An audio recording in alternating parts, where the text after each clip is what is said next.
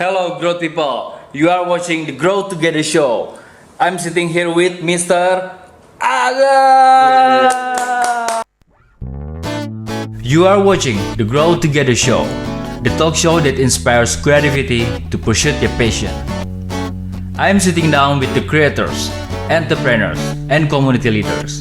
We will hear about the process, the lesson they have learned, and how they make an impact.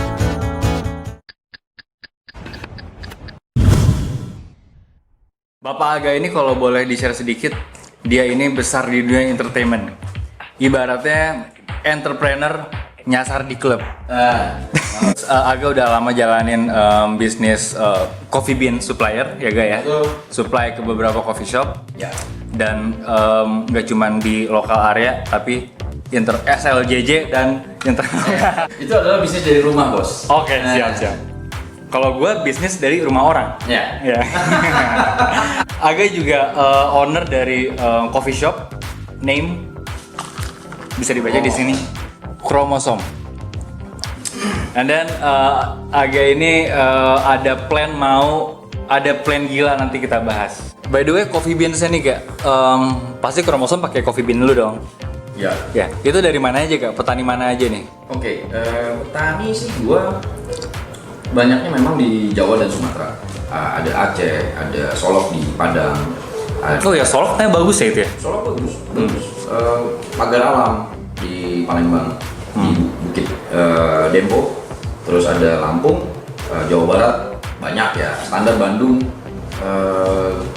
Sumedang, Bogor, dan lain-lain lah. Ada Bondowoso, Ijen, ada Gunung Arjuno, ada Bali. Itu yang kita punya sekarang. Right from the first hand? Ya, Bener-bener petani? betul. Bahkan kita juga sampai ada beberapa lokasi yang kita datengin kebunnya. Oh, yang masih bisa dijangkau ya? Ya, enggak juga sih.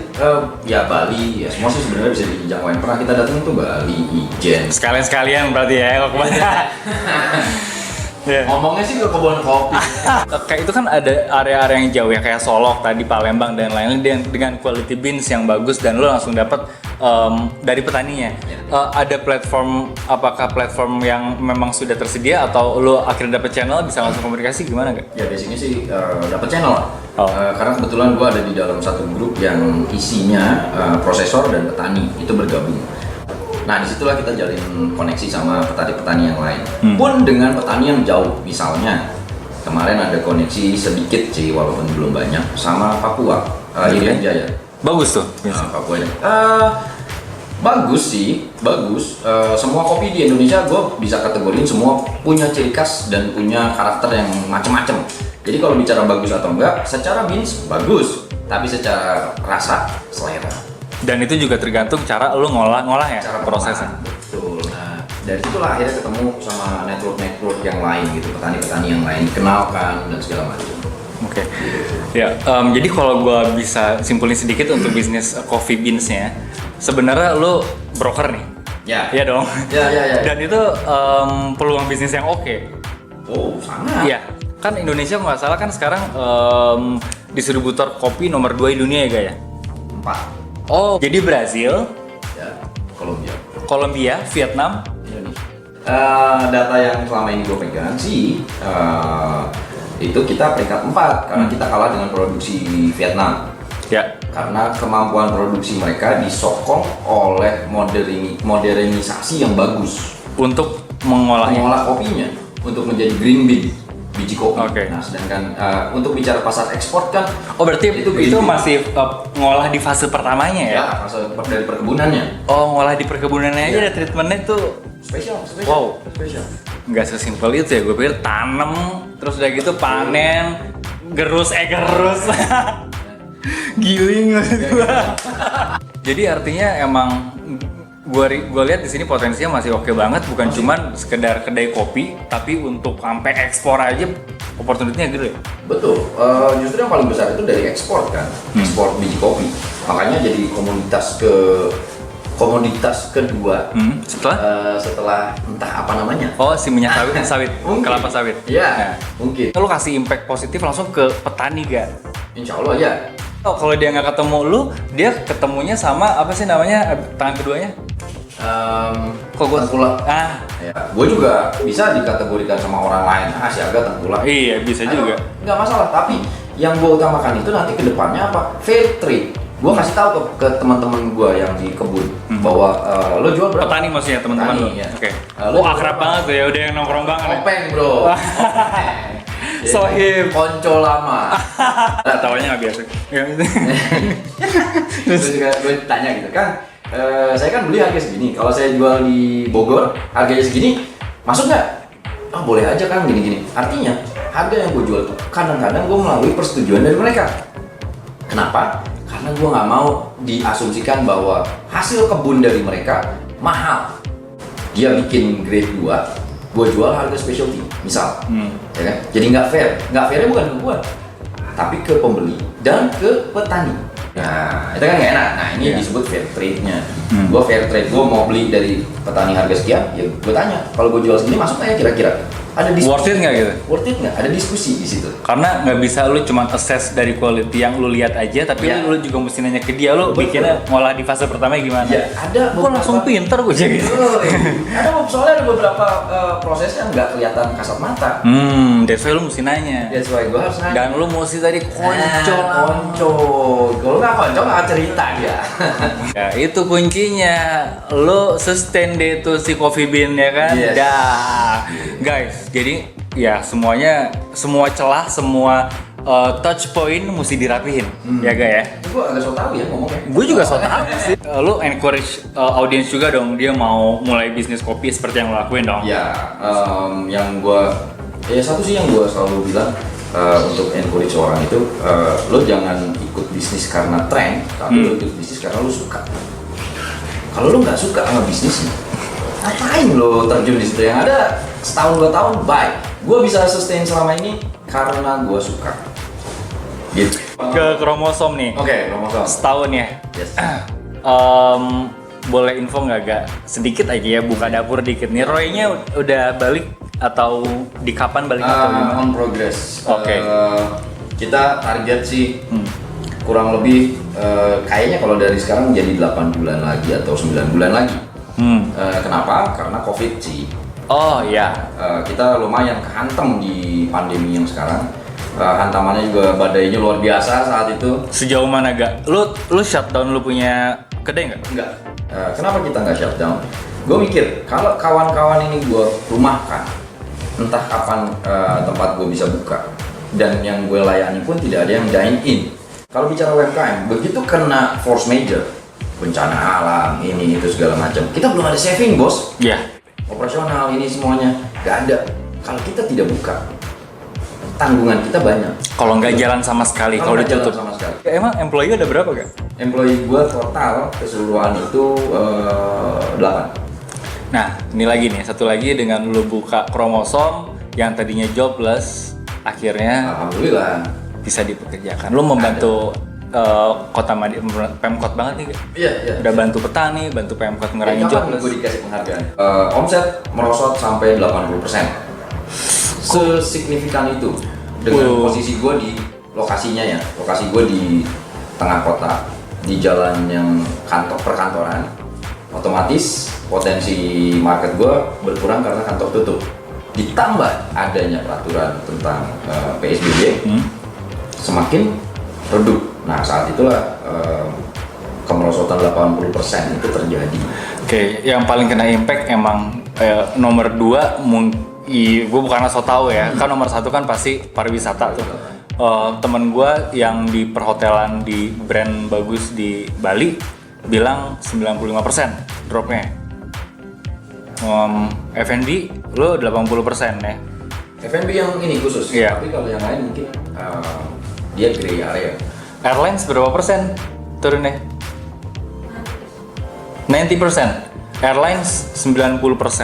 Oke. Ke tempat lo ya emang sekedar ngopi dan sharing-sharing di kromosom itu oke banget ya pergerakannya. Maksudnya ini gue komplimen nih, lu pinter ngedevelop community gak? Di tempat lo, dia everyday pada datang untuk ngelakuin apa aja. Everyday lo datang dan event inisiatifnya juga kece. Mungkin personal developing sih kalau gue. Oke. Ini gue sedikit boleh. nyambungin bahwa tadi bicara community dan lain sebagainya. Gimana tuh? Sebenarnya kata-kata community itu gue dapat jadi dari seorang expert di konsultan usaha ya, Bapak Vicky kalau nggak salah namanya. Ya kebetulan karena kita sharing lah, karena kita waktu itu sharing. Tapi kalau bicara bagaimana gue bisa nge-grab community. Sorry, nggak apa-apa. Boleh tau nggak, kita emang ada obrolan apa gak yang akhirnya, kalau tadi serius, ada obrolan yang mana ya gak ya? Oke, nggak apa-apa ya? Oke, gini, obrolan itu keluar waktu kita bahas, waktu itu gue sedikit sharing tentang bagaimana sih meningkatkan.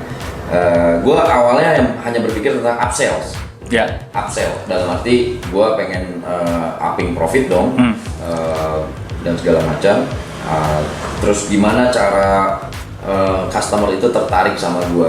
Lalu kita mulai bedah pelan-pelan termasuk ke bicara soal produk yang dibeli oleh komunitas tertentu. Saat itu pun lo menyarankan sama gue, ya yang lo harus bangun adalah komunitasnya sob. Karena kalau bicara komunitas itu bicara loyalty. Karena komunitas sudah pasti loyal. Nah itu yang pengen gue bentuk. Jadi kepikiran gitu ke gue bahwa iya ya, gue juga pengen dong punya yang loyal, yang ini segala macam. Artinya gue harus bisa ngebentuk komunitas. Tapi gue nggak sanggup untuk membentuk komunitas. Kalau jujur bicara, lo bicara sekarang udah ada community base, udah menjadi community base, banyak ada komunitas yang loyal nongkrong di sana setiap hari. To be honest, itu bukan part gue. Ini yang gue bicara waktu itu, sempat gue bilang juga di dalam bisnis itu bukan soal profit, omset, management, opportunities, threat, weakness dan lain sebagainya. Tapi di dalamnya ada miracle. Inilah miracle ya. Kalau lu bilang bukan part lu, nggak juga gak, karena kan lu ada effort untuk improvement yang tadi. Tapi yang gue lakukan bukan ke produknya. Akhirnya apa yang lu lakuin? Tempat sih, sama freedom. Jadi artinya lo coba create something yang merupakan identity mereka gitu. Tepat. Gitu. Dan itu membuild trust dia terhadap gua dan gua pun membuild trust gua terhadap mereka. Gitu. Nah itu sih yang gua rasa yang bisa gua lakukan gitu. Tapi kalau mereka datang itu miracle. Gitu. Mereka nggak datang karena gua panggil. Tidak pernah gua panggil mereka gitu tuh. Nggak. Tapi itu impact atas apa yang sudah lo lakuin, pastinya dong, Kak. Nah terus untuk digital promotion nih, Kak, itu luar biasa nih improvementnya nih, Kak. Lo in-house tuh ya? In-house atau? In-house. Gokil. Outstanding lah. Ya oke lah ya. Gue jujur kalau bicara digital marketing dan promotionnya itu, gue menyerahkan ke tim gue yang memang dia kumpulan dari beberapa anak muda. Jadi gini. Ini nyambung sebenarnya sama bicara komunitas tadi. Ini sebenarnya nyambung. Kenapa yang gue ambil tim gue sendiri yang base-nya komunitas anak-anak dia doang ini segala macam? Karena dengan gue memperkerjakan mereka, gue keluar uang, Tapi impact-nya yang tadi kita bicarakan apa? Teman-teman dia jadi duduk di situ.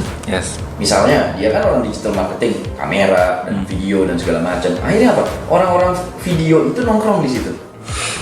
Itu yang gue create. That's why kemarin ada event lo mungkin abis pandemi ya lo mungkin mikir gimana caranya nge-grab atau datengin orang lagi. Ada ini ya, lo punya ada kayak home band yang banyol-banyolan ya. Itu juga nggak biasa, unik gitu. Orang-orang entertain ini bisa bawa suasana. Intinya sih gitu. Oh itu bukan dari community yang biasa datang ke tempat? Dari community itu. Mereka yang minta sejujurnya. Oh gitu? Guys, tuh lihat. Gimana Pak Aga ini bisa build community, build engagement sampai apapun yang sebenarnya dibutuhin oleh Aga itu bukan Aga yang minta, tapi community-nya yang provide. Community yang nawarin. Gua ngelihat consider mungkin Chromosome leading sih di gue harusnya. Mungkin gue nggak ngomongin sales ya. Tapi lebih overall inisiatif dan activity yang dilakuin sih. Karena gue tidak ingin seperti mohon maaf, gue tidak ingin mencontek siapa-siapa intinya. Dan gue jujur coffee shop, kalau bicara coffee shop kita tahu lah ya, coffee shop pada umumnya ya coffee shop. Karena identitinya coffee shop itu adalah tempat untuk duduk, baca, menikmati kopi, ngobrol, meeting sama teman, tamu dan lain sebagainya. Tapi Kromosom dibikin bukan untuk seperti itu. Berawal dari idealisme gue tentang coffee shop tradisionalnya Indonesia. Apa? Nongkrong, ngobrol, ngegosip, terserah lo, hura-hura di situ. Jadi nggak ada baku, main kartu, main catur. whatever. Itu. Karena apa? Itu tradisi kedai di Indonesia sebelum masuknya coffee shop. Asal jangan judi aja ya, guys. Kalau mau ngeliat sih nggak apa-apa. Jangan. Oke. Tapi Kak, itu semua yang lo lakuin maksudnya ini lebih ke tadi effort untuk improvement di digital marketing, terus ini event inisiatif itu inline nggak dengan result di salesnya? Langsung impact atau gimana? Impact. Langsung setelah itu? Langsung. Wow. Itu luar biasa. Oh jadi sesimpel lu ngebagusin konten digital marketing aja itu juga langsung ada pengaruhnya ya Kak ya? Betul. Cuman memang ya tadi kalau bicara impact ke sales, kalau dari yang community itu impact, tapi yang dari digital marketingnya progress tapi berimpact. Oke, gradual ya Kak ya? Gradual. Oke, cakep Kromosom. Ya. Oke guys, growth people. Kita lagi di mana nih Kak? Lu tau nggak namanya apa? Lu nggak tahu kan? Ini gue nggak tahu ya ini namanya apa, tapi ini tempat gila sih, the best. Gue dari pertama masuk sampai sekarang gue bahkan sampai bilang ini waktu tuh nggak terasa men di sini. Gue dari siang ya, gue di sini. Dari kemarin? Dari kemarin ya, gue di sini nggak tidur. Ya maksudnya ini enak banget, suasananya gokil. Lo ngelihat keluar, gue nih dari tadi ngintip ya kan. Kalau yang dia luar juga ngintip ke dalam. Ini rimbun banget, homey banget, adem banget. Tadi padahal cuacanya panas luar biasa, nggak berasa bos di sini. Gokil. Gue dapet jatah. Lo nggak dibayar kan? Ini makanya gue nanya, gue dapet jatah kan? Oke, growth people. Ini namanya I7 Creative Community Space ya. Oke, kita lihat dulu seperti apa sih? Ya seperti apa? Kayak gimana sih I7 Creative Community Space? Lihat di sini. Kurang sangar gak? Lihat di sini.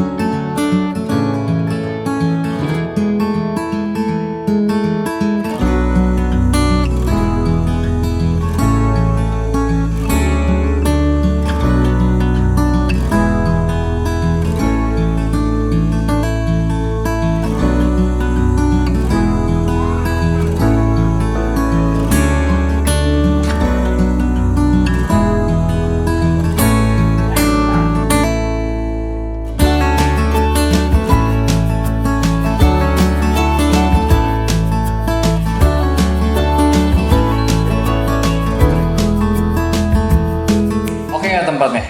Enggak. Gila. Gue jalan-jalan muterin pohonnya. Gokil banget. Gitu sih. Elunya gokil muter-muterin pohon ngapain? Oke, ini tadi gue sempet ngomong nih ada the crazy idea. Go crazy as you can be. Asik.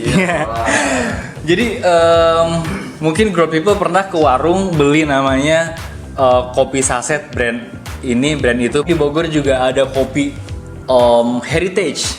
Dia mau kompetisi ngelawan itu brand. Itu beberapa brand itu dia mau kompetisi. Which is agak ini dia harus mikirin gimana caranya kopi itu supaya fresh, karena kan ini kan banyak banyak pengertian atau asumsi bahwa kopi saset itu udah banyak esensnya, banyak kimianya. Pertama itu. Yang kedua, lu pasti kan menghindari itu dan lu gimana caranya ngejaga itu supaya fresh dan bisa tahan lama. Itu PR. Yang kedua, manufacture. Lu udah the next level lagi nih. Delivery-nya gimana bisa nyampe warung, dan lu mesti mikir ketika orang ke warung yang dia pilih adalah namanya kopi Nawa. Kopi Nawa, guys. Gimana gak? Lu cuman lagi gila atau gimana nih gak? Lu mau compete lawan mereka gak?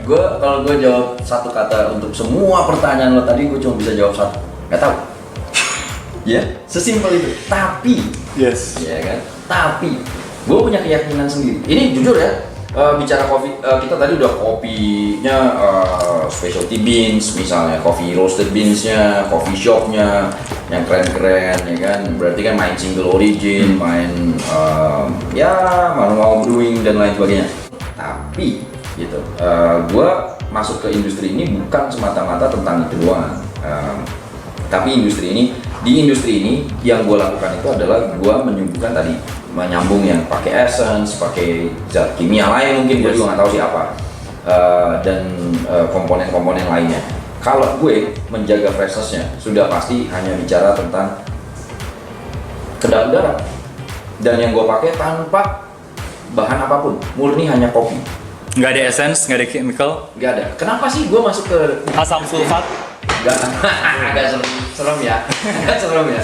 Nah kan jadi pertanyaan, kenapa lo masuk ke industri ini? Gitu, lo kan udah di itu, kenapa nggak lo upgrade-nya dari sisi beans-nya, penjualan beans-nya dan lain sebagainya? Tapi maksudnya kenapa nggak ke situ dulu dialokasikan dananya, misalnya daripada bikin pabrik, bikin bikin pabrik. Gue suka sama kelestarian kopi Indonesia, gaya ngopi orang Indonesia. Mohon maaf nih, gue tidak menyangkal, tapi bicara SCA, Specialty Coffee Association, tidak masalah sama sekali. Tapi gue bukan orang yang manut sama hal-hal seperti itu, karena basicnya balik lagi bahwa gue bicara kopi tradisional. Ya. Apa sih kopi tradisional Indonesia? Sorry, nggak ada bicara temperatur harus sekian, diseduhnya sekian, gramasinya sekian, rasionya sekian. Buat gue tidak. Kopi, karena gue dilahirkan di Indonesia, gue bikin gaya Indonesia. Masukin biji kopinya, tuang air, ngegolak kek, bukan jadi perkara. Itu kita besar dengan itu. Kita bisa dengan itu. Nah, yang mau gue naikin untuk sisi itunya dengan cara apa? Kopi saset, bos. Biar mereka bisa nikmatin itu dengan cara mereka di rumah, di camping, di perjalanan, di kantor, dimanapun sih, basicnya itu. Ya. Kan nggak sesimpel orang akhirnya lu bikin produksi dan akhirnya orang beli kopi Nawa gitu, karena nggak dikenal, awareness-nya belum dapat gitu kan. Orang itu kan udah brainwash bertahun-tahun, kalau gue beli kopi ini gitu kan. Nah, apa yang lu lihat yang kita semua nggak lihat gak? Gue bicara skala kecil dulu ya. Ya. Artinya gue bicara skala kota di mana kita tinggal. Marketnya kita market yang setengah suka coba-coba, setengah nggak suka coba-coba. Ya. Kalau bicara setengah suka coba-coba, artinya gue punya potensi. Gue punya potensial buyer, gue punya potensial market. Tinggal nanti result dari penerimaan mereka. Itu yang gue gamblingkan, itu yang gue pertaruhkan. Gue yakin setiap brand punya keunggulan sendiri-sendiri, dan gue pun punya keunggulan gue sendiri gitu. Keunggulan gue ya yang kita lakukan, kita pakai biji dari Bogor, dengan harapan nantinya pastinya itu menaikkan GDP. Bogor. Ya, oke. Yes, ya betul. Ujung-ujungnya ke situ. Ujung-ujungnya ke situ. Ya, jadi kita end up-nya bukan soal gimana gue making profit, tapi bagaimana gue bisa berimpact sama yang lain. Si brand-brand kopi saset yang besar itu ada essence, ada kimianya. Brand divalidasi nggak? Bukan, kita nggak ngomongin merek. Itu semua bisa dilihat di komposisi sih. Gue nggak perlu. Oh iya deh. Bisa dilihat. Oke, tapi kan kita bisa lihat di situ ternyata nggak pure. Kalau lu pure ya? Ya. Pure, nggak ada chemical, nggak ada itu. Nggak ada sama sekali. Nah, artinya cost lu akan lebih besar dibanding mereka. Pasti ya. Iya. Dan lu mau compete harga. Satu berapa sih? Gue beli kopi itu, misalnya katakanlah kemarin gue beli kopi yang ini nih. 200 ya? 1.500. Oke. 1.500. Nah, lu mau jual berapa? Dengan cost lu yang lebih besar dan HPP-nya berapa? Ya. Nah, itu loh maksud gue. Gue jual sama harganya. Nah. 1.500, 1.200 perak. Ya start from 1.200 sampai 1.500 tergantung warungnya. Tapi HET kita, harga ecer tertinggi kita. Oke, itu istilah gue baru dengar lagi nih. Harga ecer tertinggi. Itu 1.500. HET lu berapa? Di Facebook apa di? Dan jadi dalam artian gini, margin gue nggak tahu lu gimana ngitung margin akhirnya, karena Lu pure coffee dan lu mesti main quantity. Di dapur sih bos, tapi boleh lah. Tapi basicnya gini, gue memanfaatkan semua yang mau maju, kuncinya cuma di situ. Ini ingat kata-kata gue aja, gue memanfaatkan semua pihak yang mau maju. Di situ kenapa gue bisa mendapatkan HPP yang lu bilang gila, gue itu nggak masuk nih. Balik lagi, kita harus gandengan tangan sama beberapa pihak. Kolaborasi lagi sama beberapa pihak supaya ketemu. Ada kok, nanti mungkin kalau udah produksi bisa kali ya gue buka ya market share yang gua, goals lo ya. Setahun lo mau ambil berapa persen sih kira-kira yang menurut lo konservatif atau 1%. Kecil banget. Se-Indonesia. Kalau di kota ini? Gue mau ambil pasti 10% untuk awal. Iya, setahun pertama. 10% market share yang ada di bisnis ini mau gue ambil. Oke. Hati-hati. Jadi hati-hati ya, heritage brand. Jangan save muka saya. Enggak. Ini bukan challenge ya, bukan challenge. Bukan. Jadi gini, gue yakin lah setiap brand-brand lokal kita punya ini sendiri lah, punya identity sendiri, punya ciri khas sendiri. Begitu juga gue. Nah ini yang gue percaya diri terhadap produk gue. Lo sama sekali nggak gue? Enggak lah. Gila sombong ya gue. Gue sombong kalau untuk urusan ini gue sombong. Resistensi dari mereka juga banyak. Karena nggak kenal lebih enak dong mereka menghujatnya. Kebenaran gue nggak ngehujat ya? Iya, lo nggak ngehujat karena masuk klasifikasi teman sebetulnya. Iya. Kalau ini kan yang out of nowhere. Kalau gue temen, kalau gue bilang sampah, gue bilang sampah gak? Produk yang gue create ini, produk yang gue jalankan sepenuh hati ini punya nilai berbeda. Yep. Pasti ada. Ini yang bikin gue nggak goyah. Karena apa? Pasar. Kalau kita bicara pasar, selalu demand itu tidak mungkin bisa 100% terpenuhi, betul? Tidak mungkin. Seberapa besar pun pabrik lo, gue mengisi area itu dulu aja, target gue. Makanya tadi gue bicara 1%, 10%. Nasional 1% setahun ya? Iya. Dan itu udah. Wow. Tapi kan kita harus selalu mencapai cita-cita yang set cita-cita itu setinggi-tingginya. 1% tuh tinggi buat gue, tapi itu cita-cita gue. 10% juga tinggi, tapi itu cita-cita gue. Kalau gue nggak set di situ, mau jadi apa? Kita selalu jadi orang pesimis. Nah itu yang salah di bisnis gitu. Itu yang jangan, bukannya salah ya, gue nggak bilang salah deh. Tapi jangan dilakukan. Apalagi buat teman-teman yang mau start bisnis, baru diomongin sedikit aja, langsung yang jelek-jelek, langsung udahan, berhenti. Nggak bisa. Yang penting di bisnis itu konsistensi, persistence, dan lain sebagainya. Yang sejenis gitu ya. Bahwa kalau lo melakukan itu, bohong kalau keringat itu tidak akan terbayarkan. Pasti terbayar. Jadi ya base gue tuh sebenarnya dari situ, dari keyakinan diri gue dan dari produk gue dan kerja keras gue. Gitu sih. Ya, tadinya kan gue mau nanya nih, biasanya sebelum closing nggak ada quotes atau apa, tapi ternyata sebelum gue minta dia udah kasih duluan dan tadi cukup oke. Cukup dalam. Dari orang yang ternyata dari perjalanan karirnya dari sebelum di entertainment dan dia ada improvement di bisnis perkopian ini dan ternyata dia udah jago banget develop community, jago banget bikin customer experience dan bikin engagement, dan itu jadi modal lu untuk Kopinawa ini. Iya. Pastinya. Jadi artinya ketika lu udah expert di satu hal, ya sebenarnya lu tinggal duplikasi aja untuk hal yang lainnya. Betul. Kurang lebih gitu ya guys. Seperti itu. Dan walaupun ide Kopinawa ini yang tadi gue bilang, gue aja bingung gimana ngitungnya, kok bisa ada margin gitu ya dengan dia kopi murni, tapi dia punya strategi sendiri dan selamat berdarah-darah ya Ga ya. Pasti. Untuk akhirnya menjadi sukses. Amin. Mudah-mudahan 10% setahun tercapai. Gimana Ga?